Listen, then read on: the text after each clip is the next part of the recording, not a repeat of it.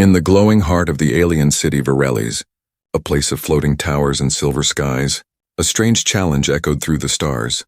An alien princess, tall, radiant, and feared, stood on a balcony above a sea of nobles and warriors, her violet eyes shining like twin moons, her voice cold as ice and smooth as glass. "I will marry the one who speaks my true name," she declared. Gasps and murmurs ran through the crowd. Many had tried before, all had failed. Some lost their minds, others their lives, and some their memories. Her name was not known. Not written, not spoken, only guessed and always wrong. They called her many things. Princess Velrana, daughter of the void. Heir of the shattered throne, but none of those were her true name. The one that held power, the one that meant love. On that very day, when nobles in fine robes lined up with wild guesses and trembling lips, a human entered the courtyard, his boots dusty, his clothes plain, and his eyes full of wonder. His name was Ethan Cole, a traveler, a linguist, a man who had walked more broken roads than stars in the sky. No one noticed him at first. He was not rich, not armored, not glowing with alien technology. He stood quietly behind the crowd, listening, watching, learning. When the 50th noble failed and lightning cracked across the sky as punishment, Ethan stepped forward. "I want to try," he said softly. Laughter exploded around him, sharp and cruel. "A human," one of the guards mocked. "Go back to Earth." Dirtwalker, Ethan looked up, meeting the princess's gaze, calm and still. Something shifted in her eyes. A flicker, a pause, a moment she didn't expect. She leaned slightly forward on her throne, her long silver hair floating like smoke. "Why do you want to try?" she asked, voice curious, not mocking. "Because I think names matter," Ethan said, "and I think yours deserves to be known." Not feared, the crowd fell quiet, confused, unsure whether to laugh again or listen. "You understand the rules?" she asked, her voice like cold water. "You get only one guess, and if you're wrong—" "I know." Ethan nodded. "Then I lose everything." She nodded once, slowly, then said, "Then prepare, human." The ceremony begins at dawn. As the crowd dispersed, Ethan stood alone beneath the twin moons, his thoughts racing. What was her true name? Where could he even begin? Back at the inn, a small quiet place run by an old alien widow, Ethan spread out his maps and notes. He wasn't just guessing, he was studying. He had learned dozens of dialects from the stars, listened to old songs, read forbidden texts, and memorized lost tongues. Something in her face had stirred a memory. A name he had once heard in a dream, or maybe a poem. He wrote it down, then crossed it out, then wrote it again. The old widow brought him tea and whispered, "Don't waste your life, child." "Many better men have tried and failed," Ethan smiled kindly. "Maybe I'm not better," he said, "just different." That night he walked alone to the edge of the royal courtyard, where statues of past suitors stood frozen in stone, each with eyes wide in horror. He touched one, felt the cold sadness in its silence. He looked up at the palace above, where her light still shone in her chamber. She was up there, watching, waiting, wondering, and for some reason, Ethan believed she wanted someone to get it right, not for power, not for pride, but for something she no longer had, hope. As the night grew cold, Ethan closed his eyes and whispered a name into the wind. Not to guess it, not to win her, but to see if it felt right. The stars shimmered, and for just a second, the air grew warmer. Tomorrow, he would stand before the galaxy and speak a single word, and that one word would change everything. The sun had not yet risen, but Ethan was already walking through the quiet streets of Virellis. The glowing stones under his boots pulsed with soft light, as if the city itself were alive, watching him, whispering ancient secrets in a language no one spoke anymore. He didn't go straight to the palace, not yet, not without a real guess. He needed something more, a sign, a clue, anything to guide his heart and his mind, so he followed the wind and his memory to a place locals avoided, the ruins of the Whispering Vaults. They said the vaults were cursed, that the scrolls stored inside were alive. The entrance was half buried beneath vines and moss. Stone doors cracked open like a forgotten tomb, but Ethan walked in without fear. His torch flickered as he stepped inside, lighting walls carved with symbols no longer taught, no longer spoken. He paused before an altar of black stone, where an old alien skeleton lay slumped across a pile of scrolls, its bony fingers still clutching the edge of one. Ethan slowly knelt and reached for the scroll, careful not to disturb the remains. The moment his hand touched the parchment, a soft voice echoed through the chamber, not loud, not threatening, just sad. Only the broken may read, it whispered. Ethan's heart pounded, but he nodded once. Then I am allowed, he said, his voice low. I've been broken many times.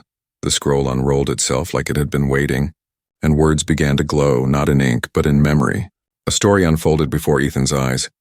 A girl born in secret, hidden from enemies, given a name not even her father knew. A name that was a promise, a hope, and a curse. The mother whispered it once, then sealed it with tears and starlight, buried it in her daughter's heart, never to be spoken until the one with love and truth could find it. Ethan read every line, every symbol, feeling like he was inside the memory, breathing its pain, its longing, its silence. When he reached the end, his torch went out, but the scroll still glowed. You are not from here, the voice said again. No, Ethan whispered. But I've always listened to the voices of places others forget. Then silence. He took the scroll and walked back out into the light of early dawn, the sky just starting to shift from black to gray. In his hand, the scroll had stopped glowing, but the warmth remained. Back in the city, alien merchants prepared for the day. Guards marched to the palace, and news spread fast. The human was still trying. Ethan sat alone by a fountain, rereading the scroll by memory now. Not with his eyes, but with his soul. He didn't know if this was the true name, but he felt it, deeper than anything he had ever known. The sound of footsteps broke his thoughts. He turned to see an old alien woman, cloaked in dark blue, her face covered in veils. She looked at him for a long moment, then sat beside him. You went into the vaults, she said without asking. I had to, Ethan replied. The name. It matters. She nodded slowly, then pulled something from her robe, a pendant, shaped like a crescent moon with a small crystal in the center. This belonged to her mother, the woman said softly. It glows only when someone speaks the true name from the heart. Ethan stared at the pendant, then back at the woman. Why are you giving this to me? Because, she said, standing again. You're the first one who didn't try to win her. You're trying to understand her. She disappeared into the morning crowd, leaving Ethan stunned, the pendant warm in his hand, up above. In the highest tower of the palace, the princess stood behind a silk curtain watching everything. She had felt something strange in the wind, like a memory trying to return, like a door beginning to open. For the first time in years, she touched her chest where the name used to echo in dreams, then went silent. Ethan stood, heart racing, scroll in one hand, pendant in the other. He looked up at the palace gates ahead, knowing this was it. The name was not just a word. It was a truth, and truth can either break you or set you free. The palace gates stood tall and wide, shaped like the wings of a sleeping dragon. Guards in silver armor parted as Ethan approached, the pendant hidden beneath his tunic. The scroll sealed in a leather pouch. No one spoke to him, not today. Not after the rumors of where he had gone and what he might have found. But someone was watching, someone who did not want the human to succeed. General Kryn stood atop the inner balcony, arms crossed, dark eyes locked on the human below. He was tall, broad-shouldered, with scales like polished obsidian and a scar running from his temple to his jaw, a mark from a name he had once guessed and failed. He had served the princess for 12 years, fought in 5 wars and bled for the throne, and yet it was this human, this dirt-born outsider who now stood closer to her than anyone else ever had. Kryn's fists tightened as Ethan entered the Hall of Trials, the place where guesses were made, the place where names became weapons. You, Kryn growled as he stepped into Ethan's path, his voice like crushed stone. We need to talk. Ethan stopped, his hand instinctively touching the pendant under his tunic. I'm listening, he said calmly, though he could feel the tension in the air like a blade. Kryn circled him once, slow and careful, like a predator sizing up prey. You think this is some puzzle? Some game you can win with books and dreams, the general sneered. But that name, her true name, is not for you. I don't want to own it, Ethan replied. I want to honor it. Kryn's eyes narrowed, the words hitting something deep inside him. Something bitter I tried once, he said quietly, years ago when she was younger, when I believed I knew her better than anyone. He looked away for a moment, then back at Ethan. I guessed wrong, and the name punished me. Ethan tilted his head, curious. What did you guess? Kryn's mouth tightened, his throat worked, but no sound came out. He shook his head. It's gone. The name took it from me, ripped it from my mind. I only remember the pain. He stepped closer, lowering his voice. You still have time to walk away. Ethan didn't move, didn't blink. I don't want her power. I don't want a crown. I only want to speak the truth she's been waiting to hear. Kryn stared at him, searching for a lie, a weakness, something to destroy, but all he saw was resolve. The general stepped back, his armor glinting in the morning light. Then I'll pray the name shows you mercy, he said, and turned away inside the throne chamber.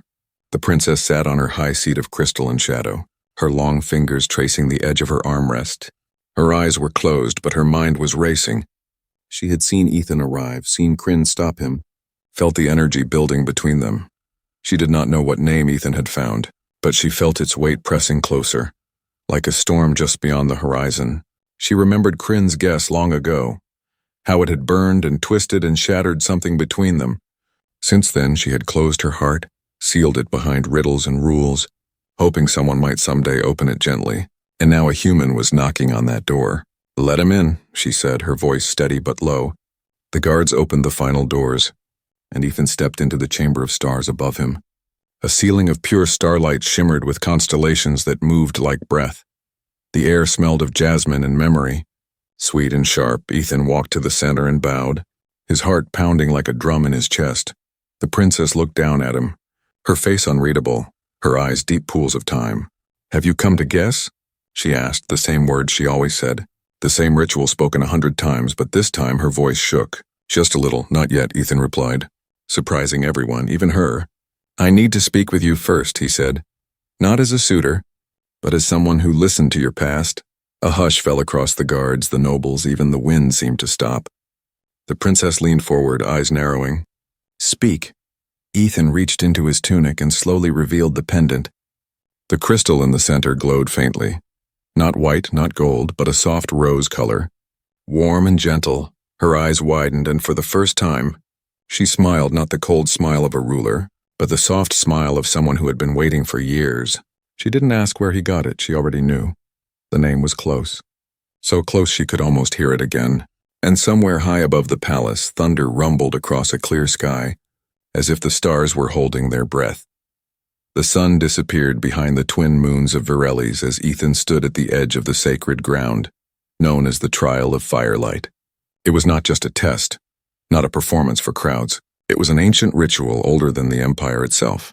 Before a name could be spoken, a soul had to be tested. Judged by the flame that burned truth into bone and memory, the path was narrow, built of shimmering firestones, glowing not with heat but with truth. Each step would light up memories, expose regrets, reveal hidden thoughts. If a heart carried lies or greed, the fire would turn cold, and the one who walked it would never speak again. Ethan looked at the line of stones ahead of him, a floating bridge over dark water, and took a deep breath. On the far side, the princess waited, her veil removed, her eyes fixed on him like twin stars, silent and sharp. A circle of elders stood around the trial platform, their faces hidden behind silver masks, hands folded over staffs of light. The lead elder stepped forward and spoke, voice deep and ancient. Ethan Cole, human of Earth. Do you walk with truth in your heart? I do, Ethan said, his voice steady, though fear twisted in his chest. Then walk, the elder said, and let the fire decide. Ethan stepped onto the first stone, and it lit up bright orange. The crowd let out a soft breath. A memory bloomed around him, not visible to others, but clear in his mind. His mother's face, tired but smiling, holding him during a thunderstorm when he was 5. He stepped again, and the next stone glowed red gold. Warm like sunrise, he saw himself at 12, sharing bread with a starving alien boy on the refugee transport, even when he was hungry himself, step after step. Memories filled the air around him like scentless flowers blooming in silence. Each stone deeper, each moment closer to the part of him he didn't show the world. Then came the stone that turned blue, cold and dim. He paused, breathing hard. A vision hit him like a wave. Him walking away from someone, a girl crying on a bench back on Earth. Begging him not to leave. I have to go, he remembered saying. There's more out there, and she had whispered, but I was enough. The memory hurt. But Ethan didn't turn away, he stepped forward. And the blue light warmed to green. The trial accepting his honesty, even in failure far away. The princess felt her breath catch, her heart responding to the shift in the flame's light. She had watched many walk this path, most failed, some lied to themselves, and the fire consumed their name before it ever left their lips. But this human, this Ethan, was different. He walked like someone not trying to win her, but to know her. He stepped onto the last stone, closest to her, and it lit up pure white, brighter than any before. All the elders took a step back, their masks flickering with light. The lead elder turned to the princess and said, "He is true." She stood, walking forward slowly, her silver robe trailing behind her like a river of stars. They stood face to face now, nothing between them but silence and the shimmer of the trial beneath their feet. "You saw things," she said softly. "Did you see me?" Ethan nodded slowly.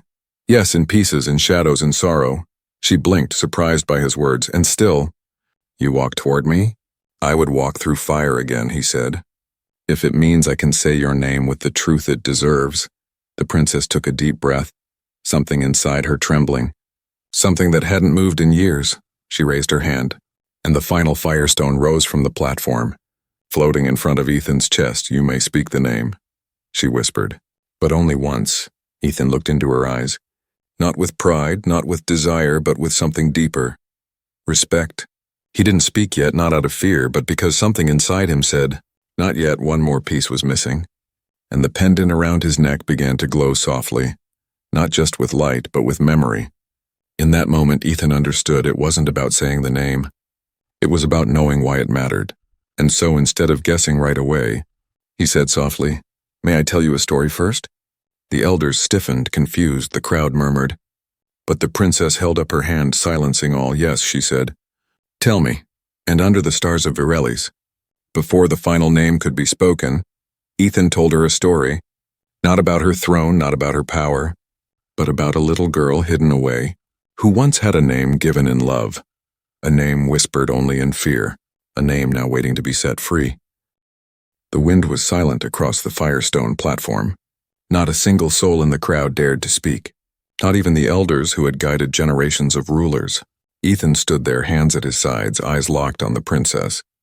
She had listened to his story, her expression unreadable, but something behind her eyes had changed. There was a softness there, a pain she didn't try to hide anymore, and maybe, just maybe, a bit of hope. "You may guess now," the lead elder said, his voice echoing like a closing gate. Ethan nodded slowly, taking one step closer to the princess, the pendant still glowing against his chest. He looked into her eyes, not for the answer, but for permission. She didn't nod, didn't speak. But the way she stood told him everything. She was ready, not for the name alone, but for what it meant. Ethan closed his eyes, took one deep breath, and reached into the memory the scroll had planted in his mind. He remembered the lines, the rhythm, the feeling of a woman cradling her child in the dark, hiding from soldiers, whispering a name like a lullaby and a prayer.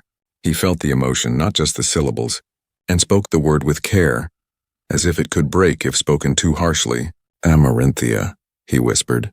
The name fell into the air like a drop into still water, and everything stopped.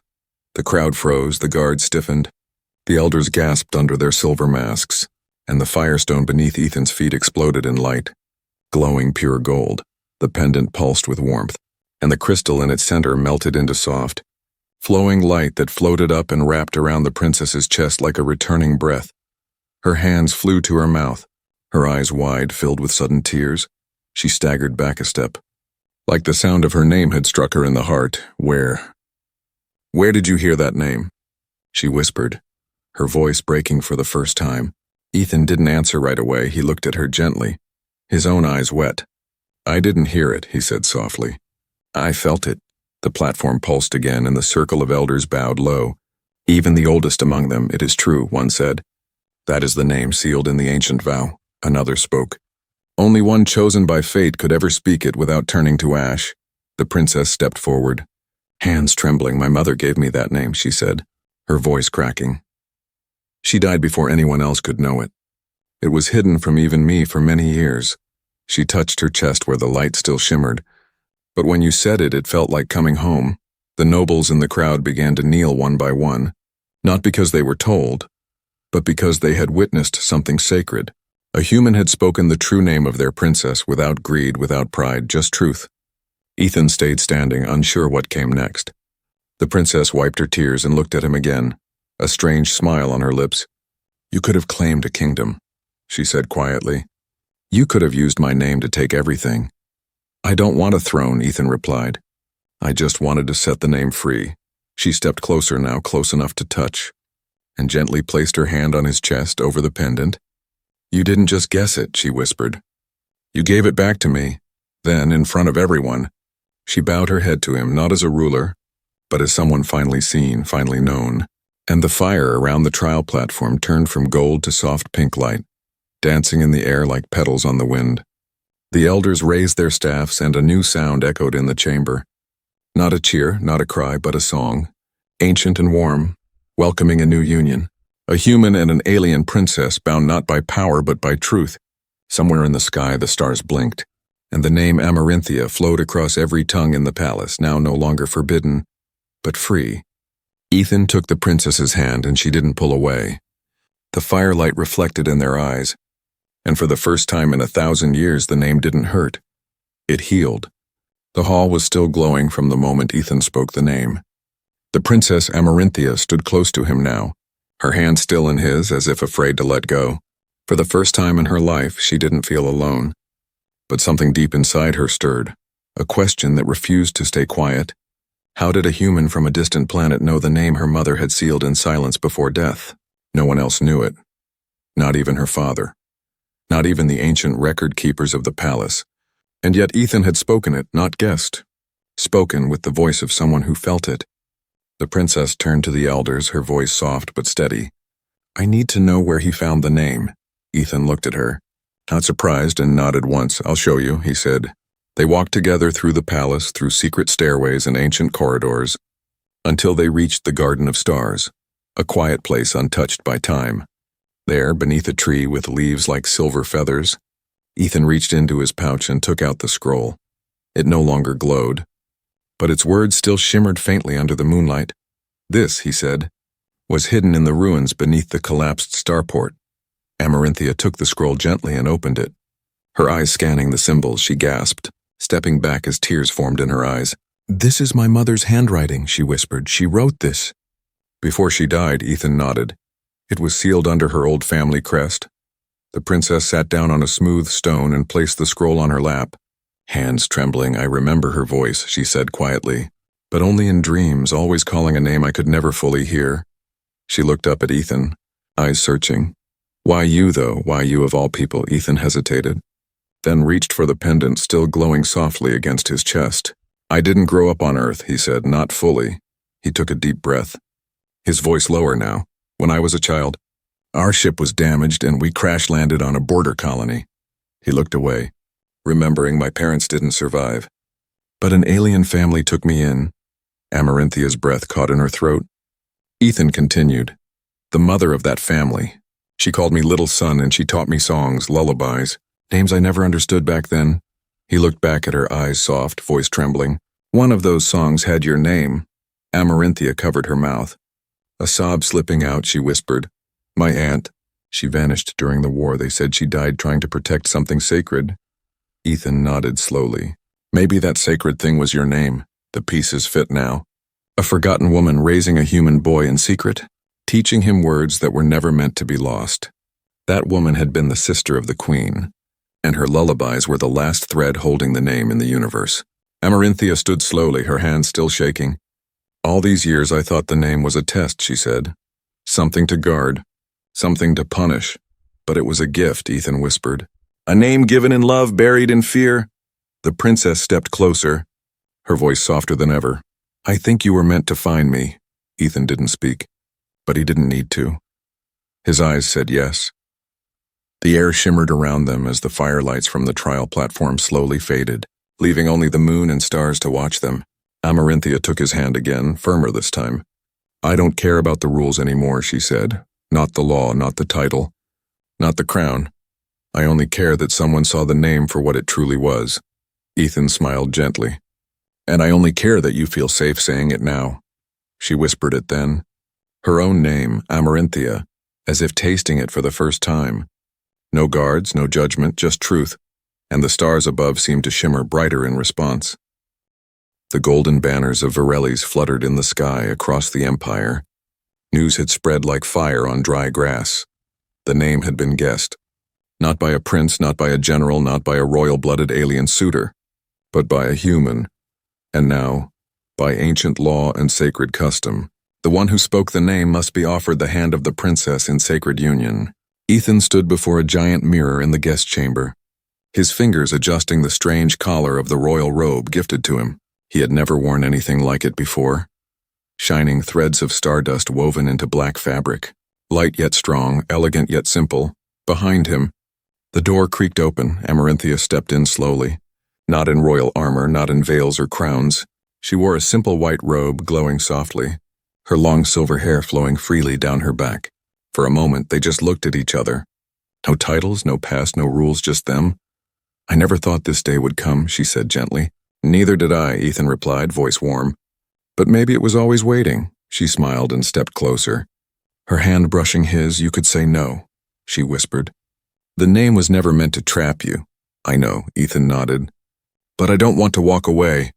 Together they walked through the palace halls, past crowds of aliens cheering and tossing flower lights into the air.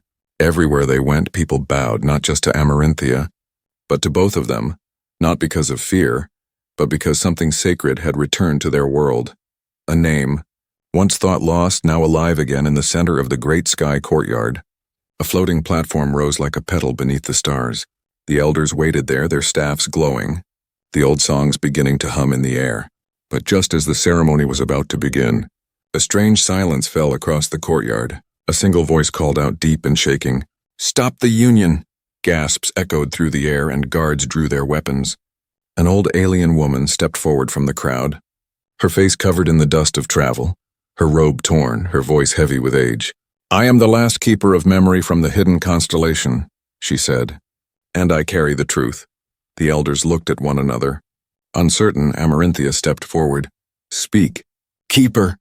The old woman raised a crystal shard, holding it toward the stars, and a beam of light shot upward, forming images in the sky. A younger Amarynthia, swaddled in cloth, her mother holding her close, but then another image. A child, maybe 3 years old, sitting beside the queen, reading, laughing. A human child. Ethan froze, his breath catching in his throat. "That's me," he whispered. The memory keeper nodded, her eyes full of tears. "You were brought to the queen as a gift of peace," she said. "She kept you in secret, to protect you from the war. The queen loved you like her own," she continued. "She called you her light in the dark." Ethan's legs felt weak, the world spinning around him. I don't remember," he said, voice breaking. "Your memories were locked," the keeper said. "To keep you safe when the palace was attacked, you were sent away, raised far from this world. But deep inside, your soul remembered her voice." Amarynthia stepped toward him, tears rolling down her cheeks. "You weren't just a stranger who guessed my name," she whispered. "You were part of it, part of me, part of her." Ethan looked at her, not sure what to say, his heart full of emotion too big for words. "Then what does that make me now?" he asked softly. Amarynthia smiled through her tears. "It makes you home," she said. "Not because of blood, not because of memory, but because you gave back what was stolen." The keeper bowed low, and the elders raised their staffs again. "Let the union begin," the lead elder declared, "not just of names, but of hearts and stars." And so, under a sky full of memory and light, Amarynthia and Ethan stood together, no longer lost, no longer hiding, no longer bound by fear. Their hands joined, their souls steady, and the stars above whispered the name once more, Amarynthia. Not as a secret, but as a promise a new age had begun, not just for the empire, but for every soul who had ever forgotten their true name.